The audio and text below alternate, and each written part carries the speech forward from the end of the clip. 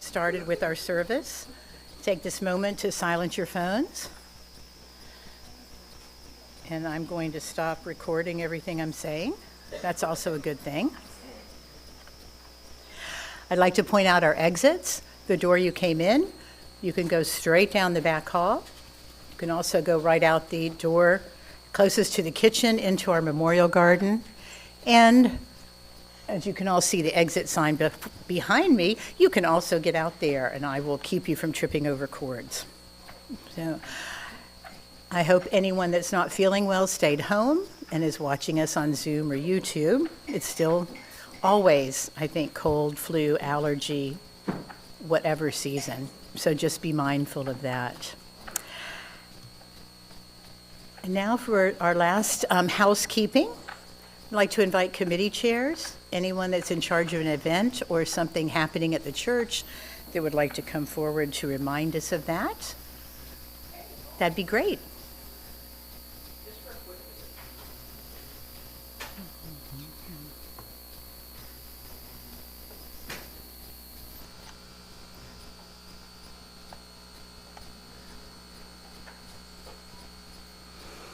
Welcome back, Lori. Thank you. So just a quick visit, but this is Lori. And Derek and I are going to be cleaning the rugs in here on Tuesday. If somebody could help us with that, we could use really one or two more. We can do it on our own, but one or two more volunteers would make it light work. So 10 o'clock on Tuesday, if you can come see me after service. Yeah, you could hold the sign here. So yeah, okay. So Melanie, with your chair update. So just a reminder, our goal is 2,800, and so far, and someone handed me a check a few minutes ago. So including that check, we are at 2,200. So we're almost there, and the new chairs haven't even arrived yet. So I think we're doing really well. I do want to give a shout out to Roberta for doing the blue and the ribbon. I did the brown. You can tell the difference in artistic abilities. It's all good. So again, we are taking through Vanco. Check. If you do check, please write on there that it's for the chairs. And if for those of us that still do cash, we can do that. Again, put it in an envelope with your name and then chairs on it so we can account for it properly. And I hope if everyone has any questions, just let me know.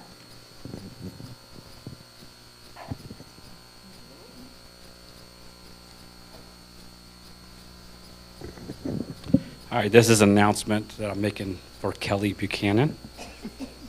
Good morning. Are you a planner? Are you a helper? Are you a thinker? Are you a doer? Whether your superpower is organizing events, uplifting social causes, making people feel welcome, or just bringing good vibes, there's a place for you here at UUUF. Our opportunity fiesta or fair is on Sunday, August 10th. It is like a behind-the-scenes pass to everything that makes our fellowship thrive. Walk around, ask questions, grab a snack, discover a group or a committee. AV is a good one. Or cause that lights that spark up in you. No pressure, just opportunity to belong, to serve, and to grow. After service, we'll be waiting for you. It is. Wonderful, Patrick. Thank you. I can't wait. Good morning, Jill with Hospitality. I need some volunteers for next Sunday, that's August 3rd, as well as another couple of dates in August. If you're able to help out, the sign-up sheet is right outside the coffee area on the low cabinet there, or you can see me. Thank you.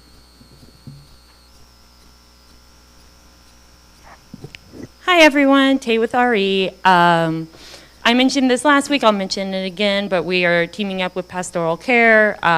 We now have coloring pages over with the like pop-its and the fidget activities. There are coloring pages over there, so if kids want to color during service, They can, and if they want to keep it, go ahead. We're not going to take any away from them. But if they want to donate the coloring page they made, we will be putting it with some of the cards going out to members of our congregation in the hospitals or going through rough times. So, Paula.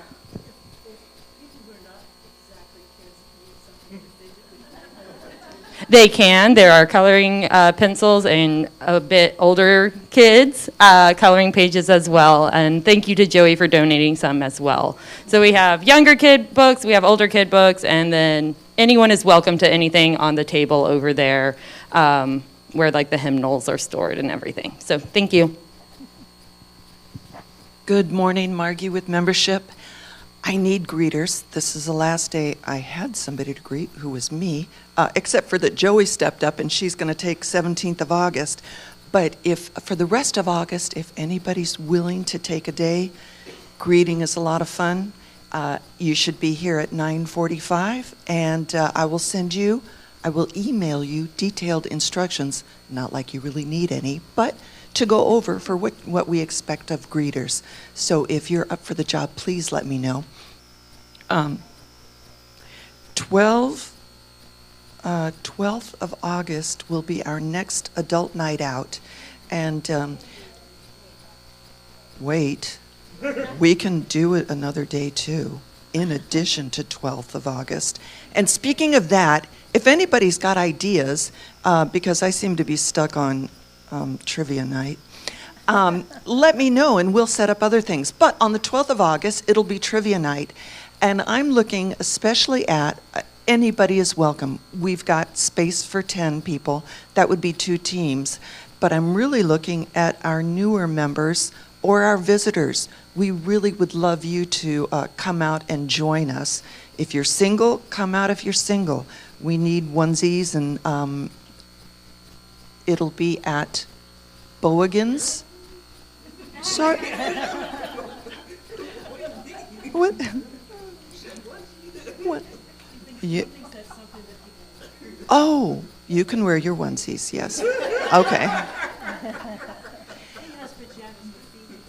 Bowigan's Brewery, which is at Cimarron and Red Bug Lake.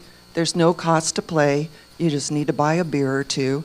There's an Italian place a couple of doors down. We usually get food and eat our dinner before we start answering questions. So if you're in, want to do it, let me know. I'll put you on the list. Okay, I mentioned greeters. I mentioned that. Oh, the 3rd of August is the next Coffee, Cake, and Chat. If you are new and haven't been to one yet, that's where we get together, introduce ourselves, find out what brought us here, talk a little bit about Unitarian Universalism, and have a delicious piece of cake with tea or coffee. All right. Any newcomers are highly encouraged to come. Thanks. Good morning, everyone. Miguel Rodriguez from Social Action Committee. You know, if anything happens to this country, we still have South Park, and equal opportunity offender, by the way. So it's not just the right, but they offend the left as well. I do believe historically we'll look back years from now and it's going to be up there with Charlie Chaplin's Great Dictator. It's going to be up there with that. So we like to laugh, but also Social Action Committee is about action. So if you want to help your congregation, your community, or your country, join us. Today, noon, we have in the library, we're getting together. Also via Zoom, if you can't join us physically. So come and join us for an hour. Thank you. Paula Despang, not in any committee. Well, I'm in several committees, but this isn't about that. I'm working on some little art project thing, and if you have an Apple phone box, the box that your Apple phone came in, or your Apple Watch, or whatever, any of those boxes.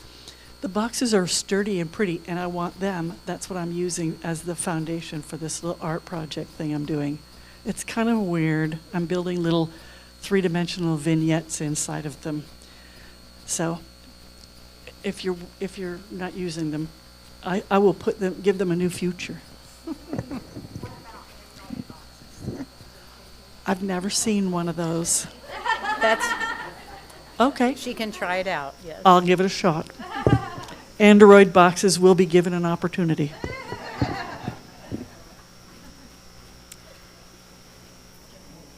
Thank you, everyone that came up and shared. We have other announcements that scrolled by as you were looking. I hope everyone's planning to come to our Opportunity Fair on the 10th. That sounds like a lot of fun. You don't know what you'll end up learning about this congregation. All of it good. So if you're not signed up for our newsletter, there's a QR code in the lobby, or you can see Margie, who's out there still looking for latecomers to let them in. And that way you can get all this stuff right to your email. You don't have to remember it. I think that helps me a lot.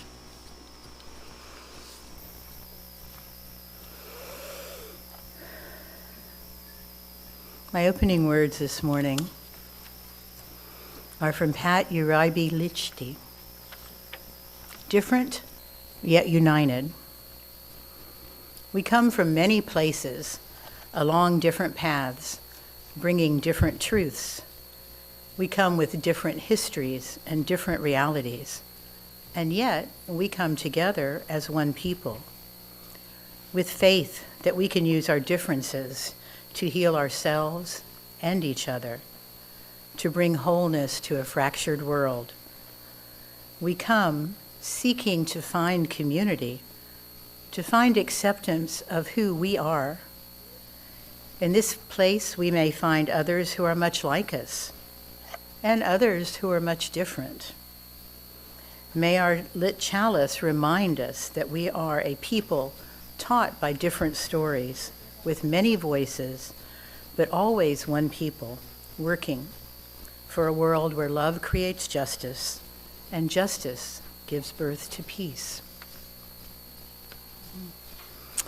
Now, if you'll rise in body or spirit, our lovely Paula will come forward and lead us in this morning's opening music.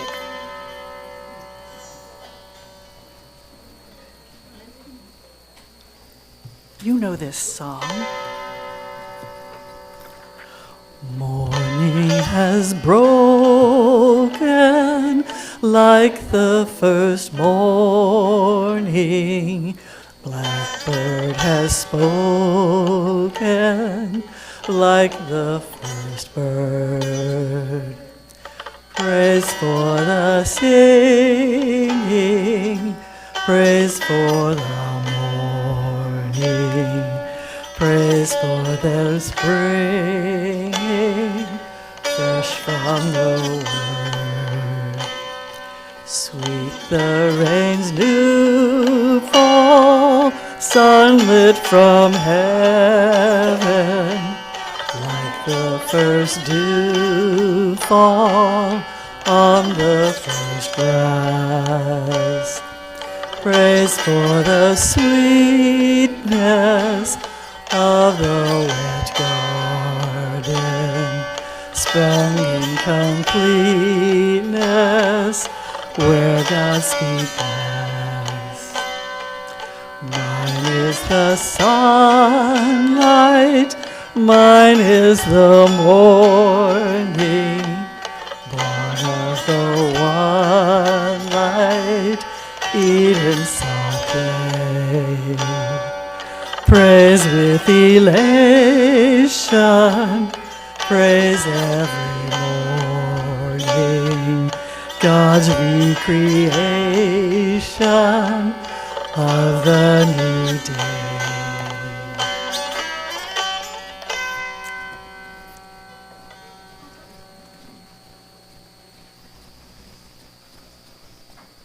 Thank you. That's one of my favorite hymns.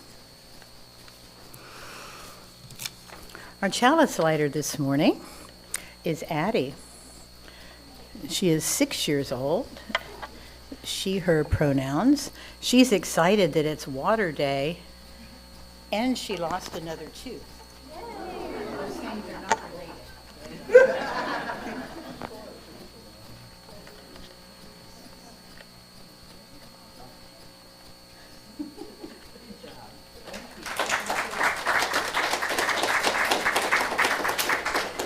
In the light of truth and the warmth of love, we gather to seek, to sustain, and to share. And our affirmation: love is the spirit of this church. Service is its gift. Great covenant to dwell together, seek truth and love, and to help one another. This morning, we're going to have a story or reading. Reverend Margalie?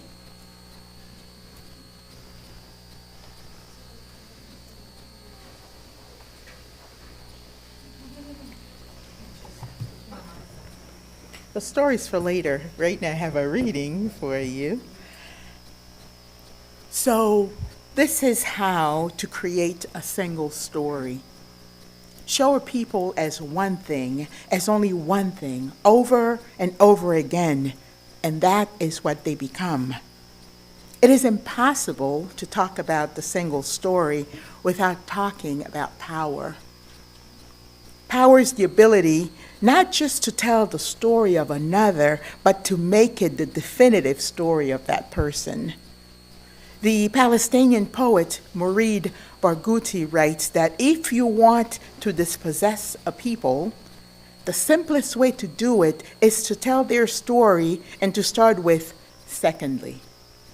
Start the story of the arrows of the Native Americans and not with the arrival of the British, and you have an entirely different story.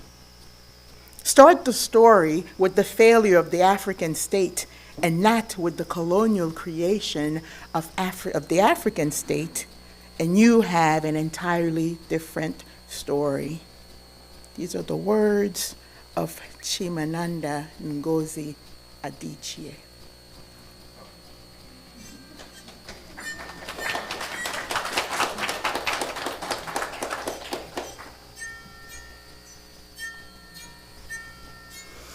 Thank you. Let's take a moment now to just think about why we're here. We're glad you're here this morning.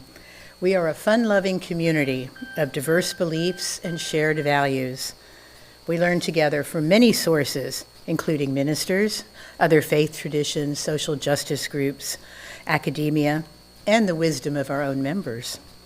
Each week may have a different presentation style, but all strive to help us answer life's questions and build beloved community. So join us again and again to fully experience all we have to offer. So take a moment to meet someone next to you that you might not know well. And before we do that, let's wave to our online and Zoom friends. We haven't forgotten you. We're glad you're with us. Y'all talk among yourselves too for just a moment. I might have remembered, but it's down.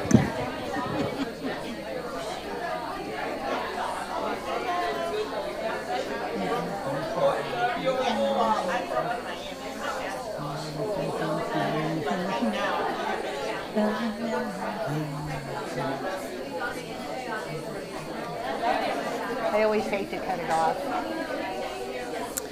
Okay, thank you. Thank you. We'll have plenty of time for coffee and continued conversations after service.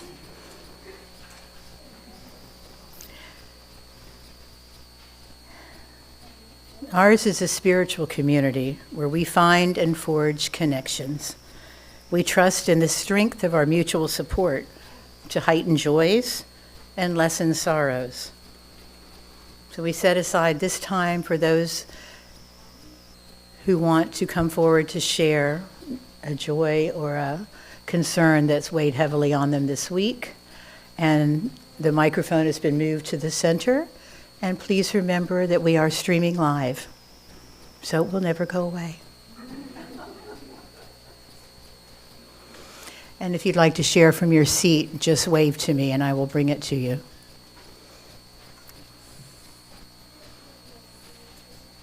Hi, Alyssa. I shared last Sunday that my dog Wally was at the ER vet. It's been a little bit of a whirlwind week with him, but this has a happy ending in that he is doing a lot better now.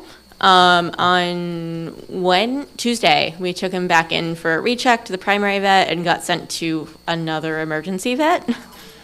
But since then, his ear has been worked on. He's doing so much better. He actually got his wrappings off yesterday, so now he's just got his cone, which he has realized is like a cool battery ram that he can just ram through life's obstacles with. And he is honestly doing really, really well. He's peppy. He's happy. You wouldn't even know that he's got kind of a Franken ear stitch right now until the stitches get taken out. Thank you.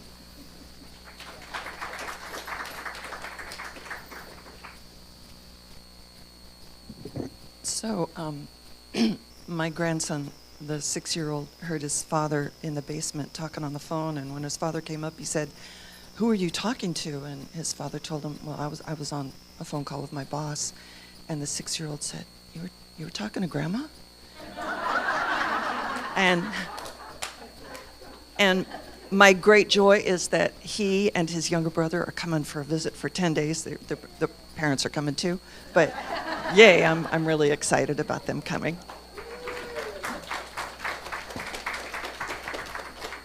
Ooh, I like that one. Joey here.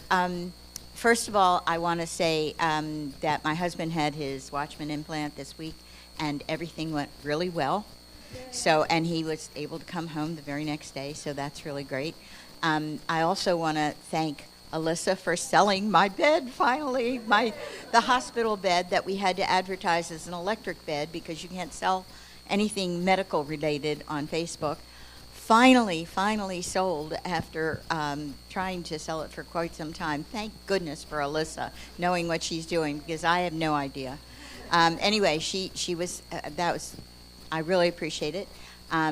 Also, I just want to say thank you to everyone who attended my sort of impromptu birthday party on Monday night as I turned 81 and smudged my entire house with sage. And it was a blast. We had a great time, and thank you to everyone who came, and just things are going well, so thank you.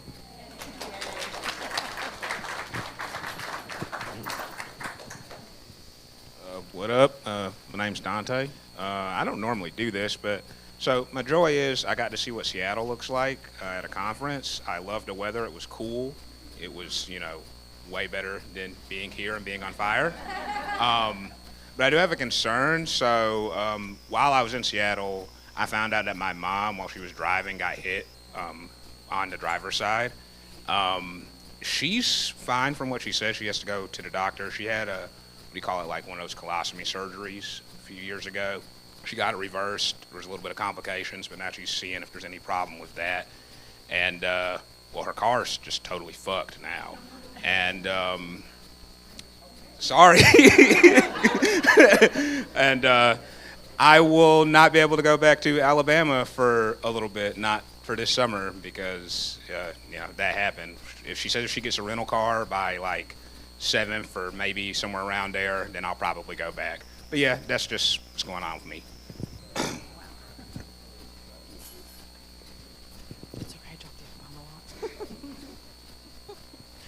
So, Melanie, so last weekend we went down to South Florida to see my 88-year-old mother who is still able to live by herself. So that was a joy in getting to see her. I hadn't seen her since December. But I do have some concerns about some health things and some of her decisions. But she's, some of you relate to this, she's a very stubborn, strong Southern lady. So good luck with changing her mind. So we just accept, and we're going to just have to wait and see how things play out. So.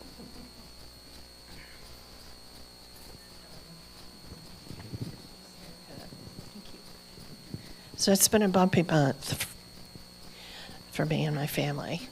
Family is doing better, but I have a joy. A friend that I've known for 40 years, met him when I was in my 20s, so do the math. Came to visit from Germany, spent a few days with me, and boy, it was really wonderful having him. It's amazing when you have a friend that long, and it's been 20 years since we last visited, and it seemed like no time has passed at all. And those are the special kind of friends.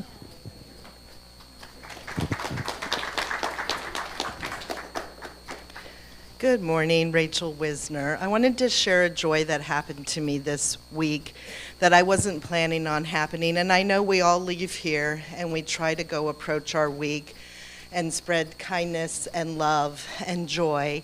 And this week I was successful. We had one of our housekeepers on my unit, my labor and delivery unit, was getting married for the first time at the age of 62. And we decided to have a surprise bridal shower for her.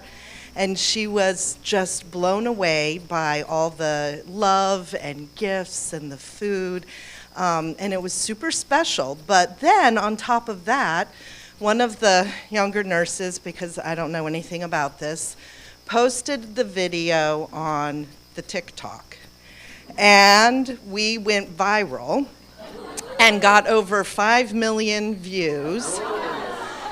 And then, I know most of us don't watch the news, but we were on the NBC Nightly News on Friday night as that little fun, loving thing at the end of sharing love and joy. She has gotten multiple donations from the Hilton for a honeymoon, from Delta Airlines. She's gotten all kinds of gifts from the different companies around Orlando, multiple dinners at restaurants. So it felt so good to finally just have something joyful to feel for the week.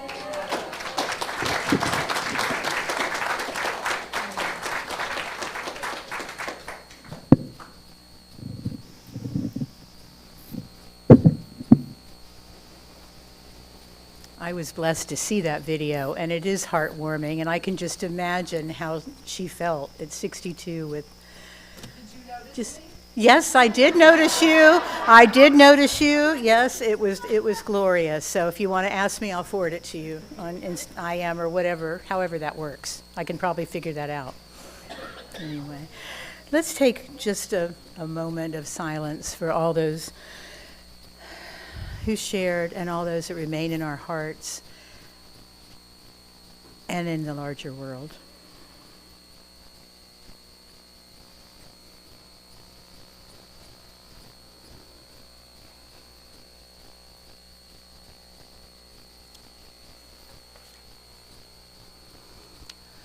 And let's hear from Tay now. She'll shake things up a little.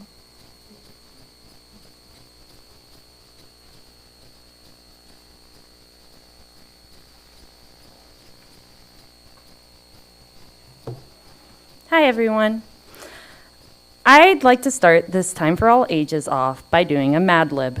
I will ask for a word or a phrase, and if anyone in the congregation would like to fill it in, please raise your hand and I'll point at you. While we do this, think about what words you would have chosen if you were filling it out all by yourself. Someone give me an adjective. Thank you, Paula. Beautiful. Foods, plural. Radishes. Okay, radishes. Who said that? A verb. Swim. We'll go ahead and do shout it out. That works too. A saying. If it ain't broke, don't fix it. If it ain't broke, don't fix it.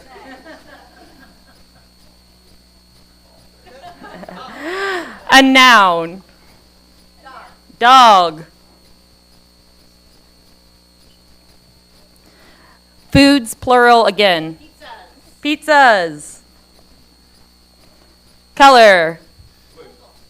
I heard blue first. Something you would ride in. Car. I'm going to change car to roller coaster.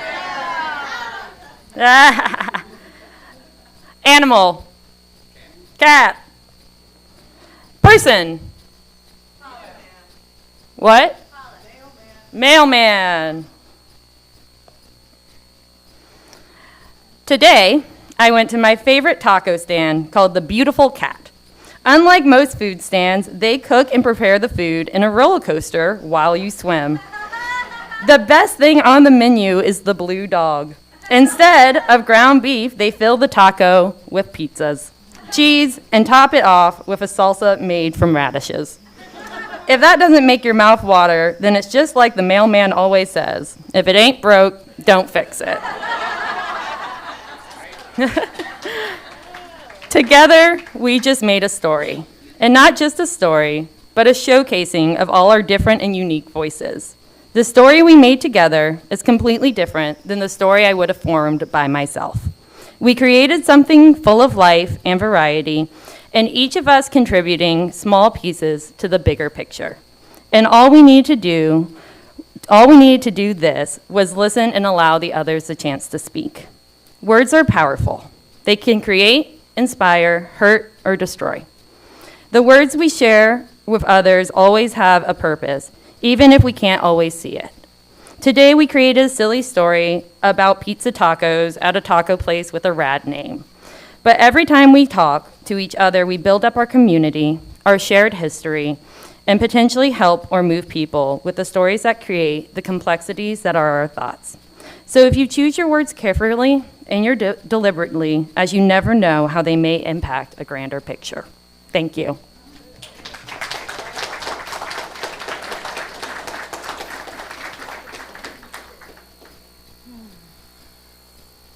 Thank you, Tay. That was wonderful. So for our interlude and offering today, know that your contributions are a tangible commitment to the mission and vision of this congregation and to our Share the Plate partner. This month's partner is the Hope Community Center of Apopka, started over 50 years ago by 4 nuns who have been working tirelessly since to support and advocate for our migrant and immigrant communities. Please give as generously as you are able. And Lindsay wants to say something about the song she's going to play for us on her psaltery. This song is first mentioned in the year 1666 in the diary of Samuel. It started, we think, with a character named Lady Ellen and Lord John. But then it went to Scotland, and the woman became Barbara Allen, and the Scottish, especially when they came to America, dropped all the royal titles when they came to America, and so Lord William became Sweet William. This is Barbara Allen.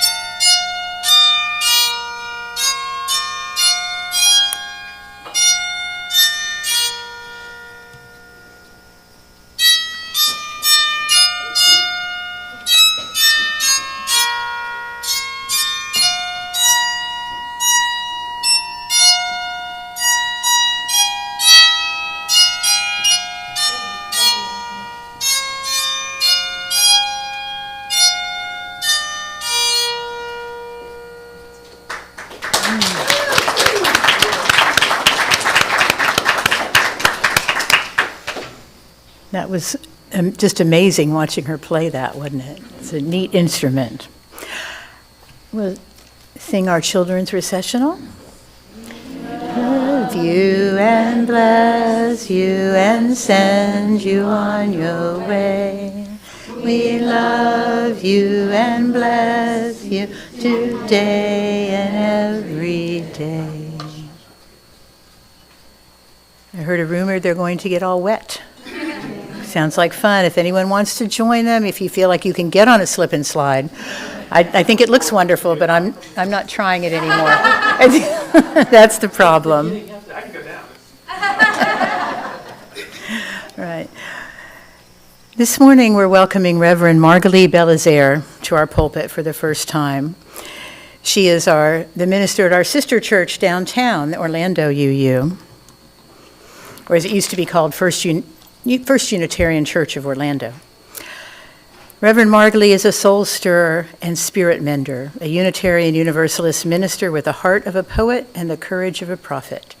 She weaves justice, grief, hope, and ancestral gratitude into rituals, sermons, and blessings that matter. Reverend Margalie honors struggle without glorifying it, and she doesn't flinch from hard truths about race, identity, or addiction.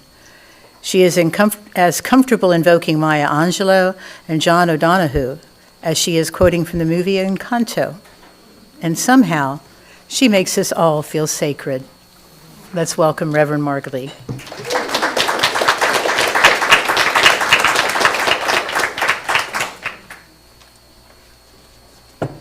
Thank you. I'm really glad to be here. I've been trying, granted, I have a full-time spot over at 1U, but I've been trying to get to your pulpit even while Reverend Tracy was here. So I'm glad to be here, finally.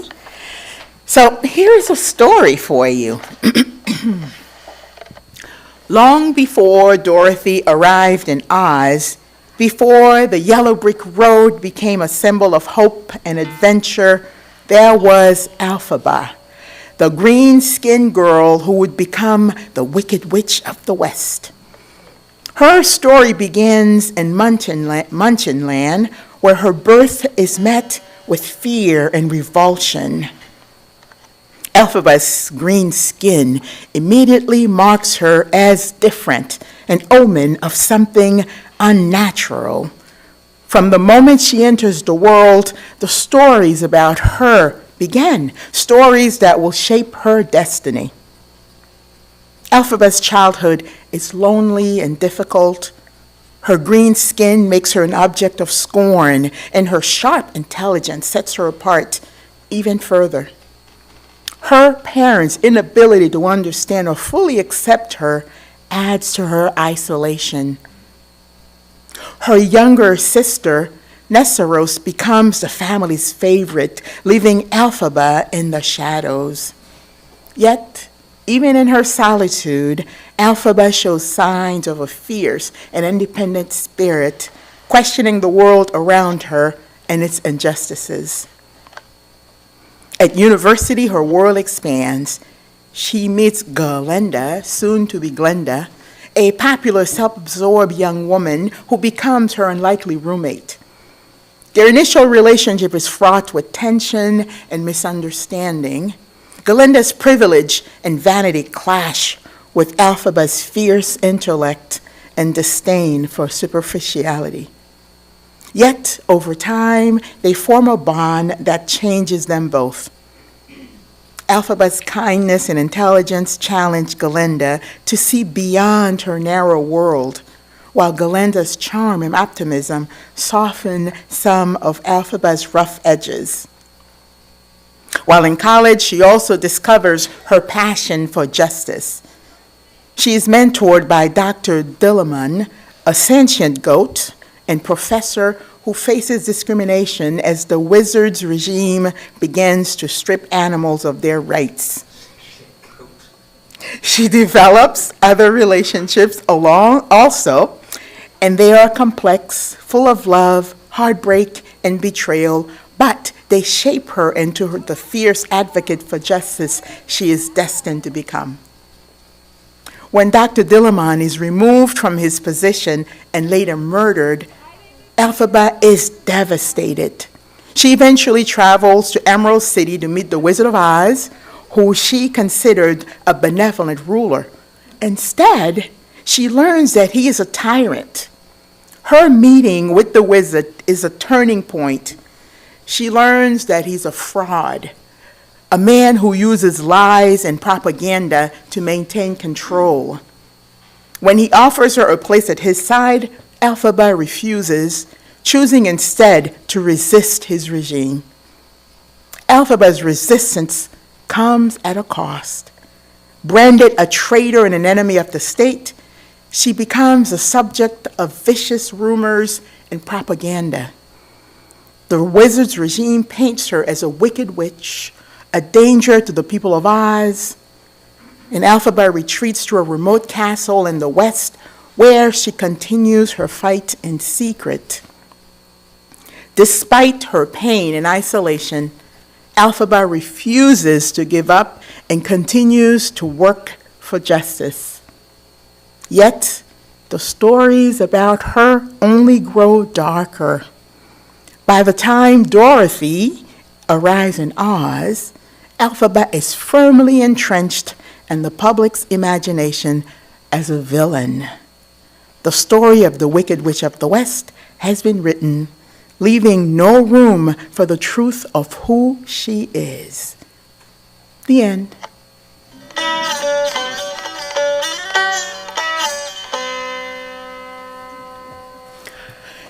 Today, I invite us to explore a story about stories. It is the story of Wicked by Gregory Maguire, which I just shared a bit of with you. A retelling of a familiar tale that invites us to ask, who gets to tell the story of who we are? And what happens when the stories told about us are not true?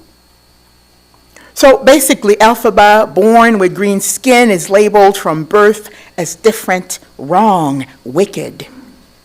Despite her brilliance, compassion, and fierce sense of justice, the world around her insists she's evil. As the story unfolds, we see how the narrative of the Wicked Witch of the West is constructed, not by Elphaba herself, but by those in power. The wizard, the ruling regime, and even well-meaning friends like Glinda participate in shaping the story. In Oz, as in our own world, the stories told about us often come to define us, whether they are true or not. Wicked is a profound meditation of this truth. But it is not only a fairy tale and version, it is a mirror reflecting the dynamics of our own society, where dominant narratives label, diminish, and erase the complexity of marginalized people. Thomas King, in his powerful book, The Truth About Stories, a native narratives, teaches us that stories are not passive things. The truth about stories is that that's all we are, he says. Our identities, our cultures, our history, all are shaped by the stories we tell and the stories we believe. King reminds us that stories can oppress or liberate. They can perpetuate stereotypes or dismantle them.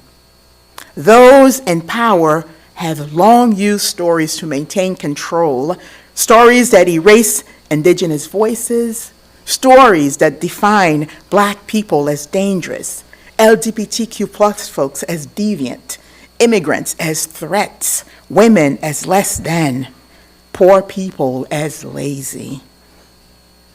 We can see Elphaba's story as an allegory for these dynamics. From the moment she's born, her green skin becomes a symbol of otherness. The society of Oz projects its fear and prejudices onto her, much as our own society project harmful stereotypes onto Black people, LGBTQ plus folks, and other marginalized communities. The stories about Elphaba do not emerge from who she truly is. Rather, they emerge from the fears and insecurities of those who wish to maintain power. This is how dominant narratives function. They are tools of control. They reduce complex human beings into caricatures. They justify injustice. We see this dynamic in the way Black people have been portrayed throughout history as dangerous, as inferior, as criminal. These stories were not born from truth because, truth be told, Black people have been the ones in danger. They were born from the need to justify slavery, segregation, and mass incarceration. The so-called science of racial inferiority, the caricatures of Blackness in the media, the myth of Black criminality, these are stories wielded as weapons. Similarly, LGBTQ plus folks have been labeled as unnatural, sinful, or mentally ill. These stories serve to justify discrimination, violence, and erasure. Transgender people, in particular, are today the targets of an aggressive campaign of dehumanizing stories that portray them as threats rather than as beloved children of the universe. Thomas King teaches us that once we have heard a story, it is ours. We have a responsibility. Will we repeat the stories of oppression, or will we challenge them? Will we challenge them with counter stories of truth, stories of dignity and liberation? As people of a liberal faith, we have a duty to do this. This is what Unitarian Universalism calls us to do. Ours is a faith rooted in the inherent worth and dignity of every person. We affirm justice, we affirm equity, compassion in our engagements, and we understand that the stories we tell about ourselves and about each other matter profoundly. Like Elphaba, marginalized people often find their lives defined by stories they did not choose. And like Elphaba, they are often denied the opportunity to tell their own stories. But storytelling can also be an act of resistance. Every time a Black artist tells the fullness of Black humanity, every time an LGBTQ plus person shares their truth, every time an Indigenous elder passes on ancestral wisdom, they are reclaiming the narrative. They are saying, this is who we are, not who you say we are. Wicked invites us to see how easy it is to believe the official story. Dorothy, after all, never questioned why the witch is wicked. The people of Oz accept the wizard's narrative without examination. And yet, when we look closely, we see the machinery of propaganda, the fear, the way fear is stocked, the way dissent is silenced. Thomas King reminds us to be mindful of whose stories we are listening to.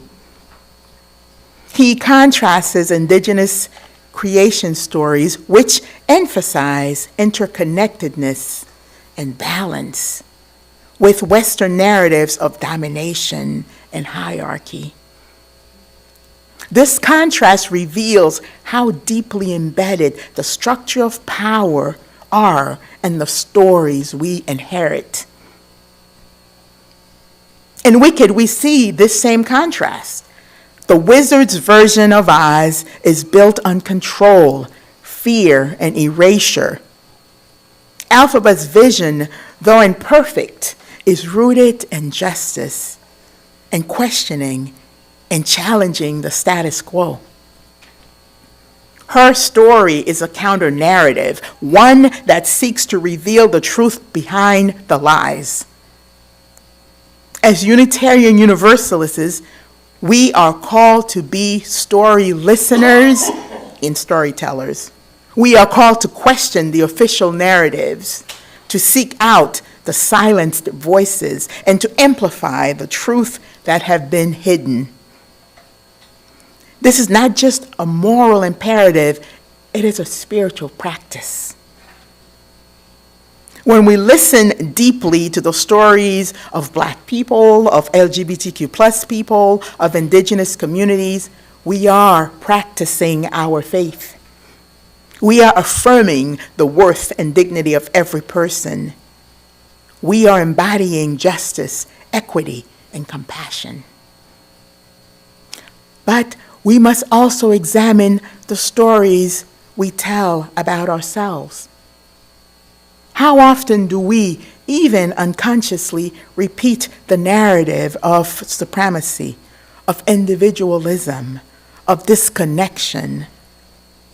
How often do we believe the stories of scarcity, of us versus them? Thomas King reminds us that stories are living things. They are not inert. They shape our beliefs, our relationships, our society. Stories are wondrous things, he writes, and they are dangerous. The danger lies in their power to define reality. But the wonder lies in their power to imagine new realities. When we tell stories of liberation, of resilience, of shared humanity, we are not just imagining a better world, we are participating in its creation. Elphaba's story, though tragic, is not without hope. Her life is a testament of the courage of living one's truth in the face of overwhelming falsehood.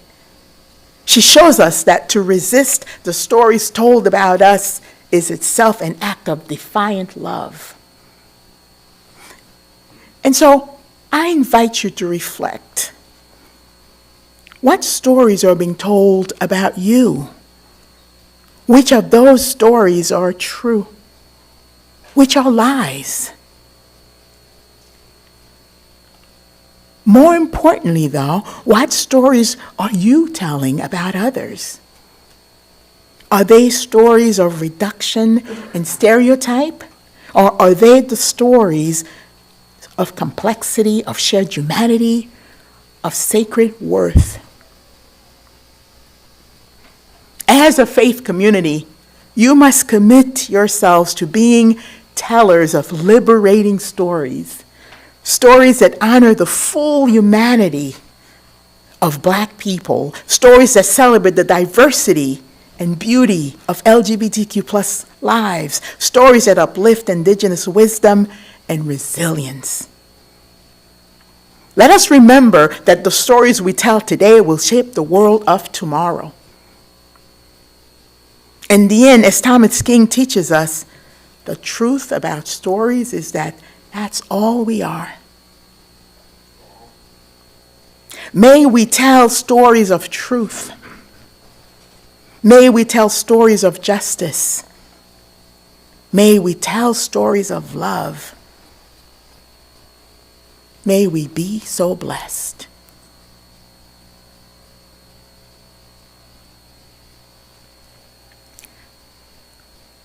So I understand at this point sometimes you all have questions or other things around that time. So I want to open the space for that, maybe one or two questions, but also I just want to add that someone sent this sermon to Stephen McGuire, the author of Wicked, and he loved it and has emailed me back. So in light of, so what I'm asking you to reflect on, or whatever questions you may have, as well as when we look at the world today, how did we shape it into what it is today?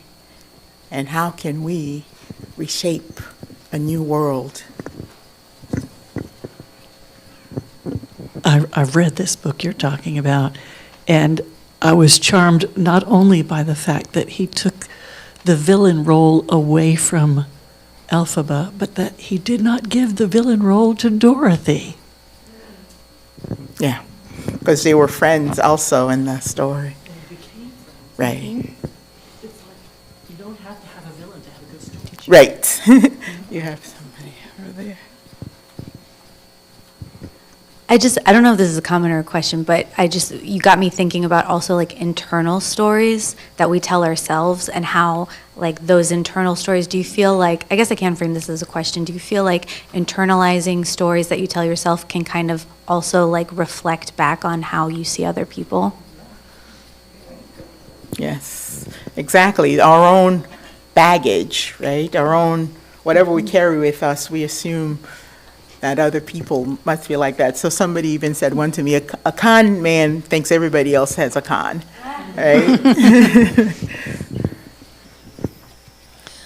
I think the stories we tell our children are so important.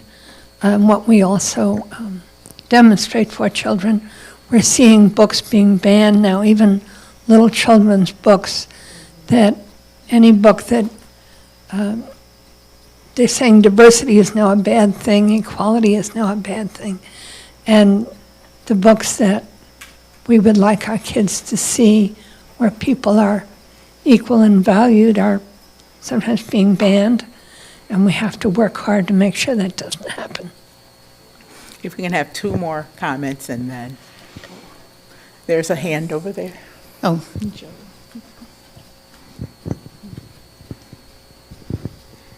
The thing I like about stories is that once they're told, they're actually not written in stone.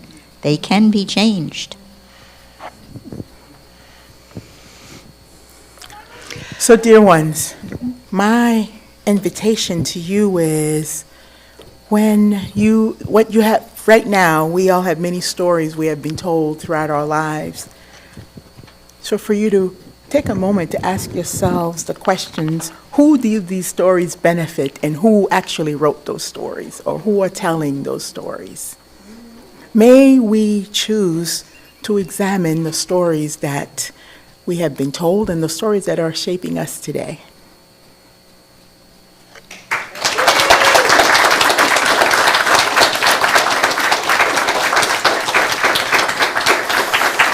Thank you, Reverend Margalie. I hope this will not be the last time that you are here in our pulpit. Thank you. Let's extinguish our chalice.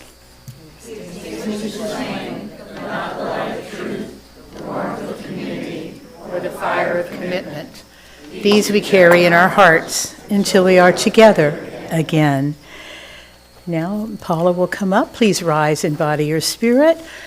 It's been a while since we've sung this song, but it's beautiful.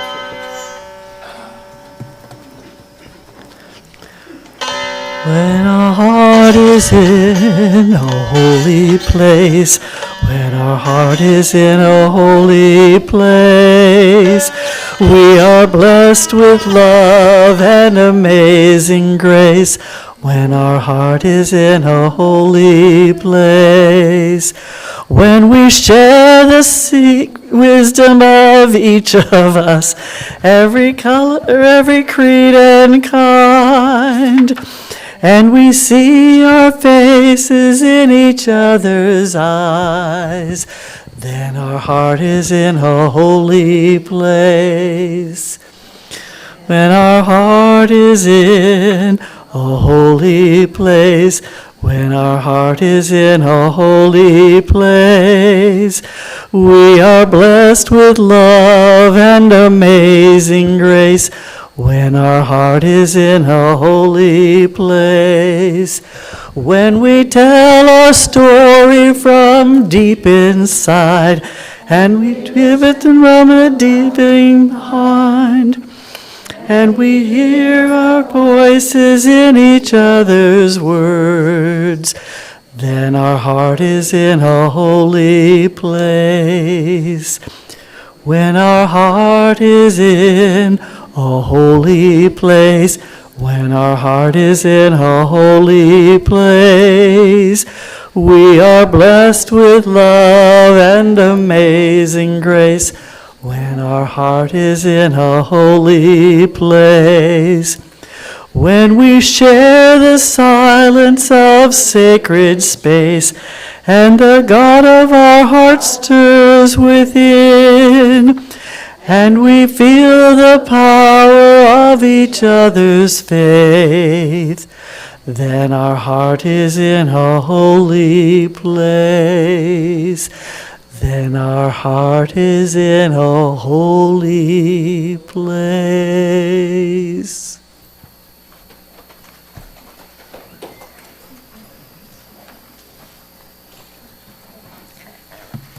May the stories we tell name the largest truth of what was, of what is, and pull us forward to what should be, as stories were always meant to. Reverend Vanessa Southern.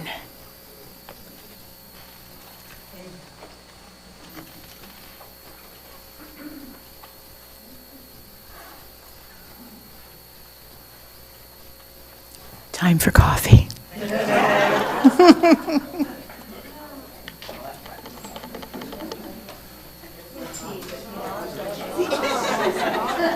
I hear you.